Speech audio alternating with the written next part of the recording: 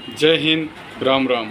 बिंद के सभी पूर्व सैनिकों को, जैसे कि आप लोग देख रहे हैं, पिछले 3 दिनों से CEA का क्लेम नहीं हो रहा है क्योंकि सर्वर में डॉक्यूमेंट, उसकी वेबसाइट में डॉक्यूमेंट अपलोड नहीं हो रहे हैं। अगर अपलोड होते हैं तो करप्ट हो जाते हैं। जैसे ही CEA का क्लेम शुरू हो जाएगा, सर्वर चलने लगेगा, वैसे ही मैं आप लोगों को अवगत करा दूंगा।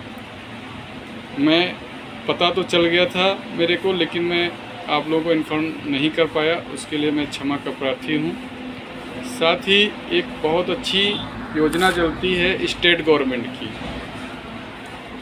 जिनकी समग्र ID ग्रामीण अंचल से बनी हुई है और अपनी बच्ची को वो सिटी में पढ़ा रहे हैं। जिनकी समग्र ID गांव से बनी हो और अपने बच्ची को, सिर्फ बच्चियों के लिए है, सिटी में पढ़ा रहे हैं और 10वीं क्लास से ऊपर होनी चाहिए, उनको स्टेट गवर्नमेंट 5,000 रुपये हर साल देता है।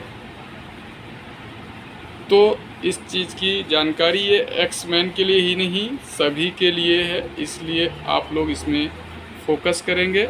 इसका विश्लेषण मैं अगले 2-4 दिनों में कर लूँगा और आप लोगों को बता दूँगा। साथ ही मैं आप लोगों को हमेशा बोलता हूँ, और अभी तक की गणना के हिसाब से, मेरे हिसाब से बहुत कम लोगों ने क्लेम लिया है। CEA का क्लेम भी बहुत कम लोगों ने किया है। साथ ही हमने बोला था 85 ईयर से अबव वालों को कुछ पैसा मिलता है, 15,000, 90 साल से ऊपर वालों को 25,000। उसका आप लोगों ने किसी को लगता है बताया नहीं, अगर बताया है तो लोग ले नहीं रहे हैं, जबकि ये पैसा 2 महीने से 3 महीने में उनके अकाउंट में क्रेडिट हो जाता है। इसके बाद जो सबसे बड़ी समस्या आती है स्पाउस यानी पत्नी। मैं देखता हूँ अभी तक हमारे बुजुर्ग पूर्व सैनिक ने अभी तक अपने अकाउंट को ज्वाइंट नहीं किया, DSP अकाउंट नहीं किया और ना ही अपने पत्नी को के नाम का सुधार किया है।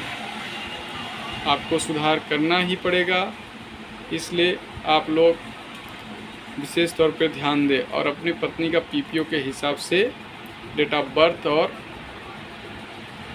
नाम करें। साथ में जिन भी पूर्व सैनिकों के स्पर्श PPO में 3001 डेट ऑफ बर्थ 1 जनवरी 3001 है, उसको जल्द से जल्द सुधरवाएं।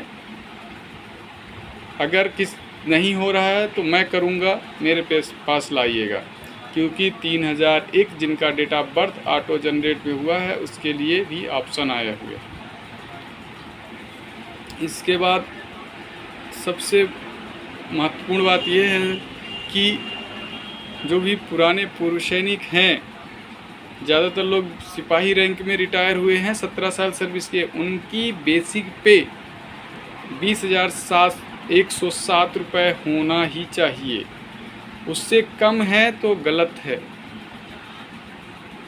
तो इन चीज़ों का भी ध्यान रखिए। अगर सूबेदार हैं, 30 साल नौकरी किए हैं तो 31,000 से ऊपर होनी चाहिए। 28 साल किए हैं तो 30,000 होनी चाहिए बेसिक पे।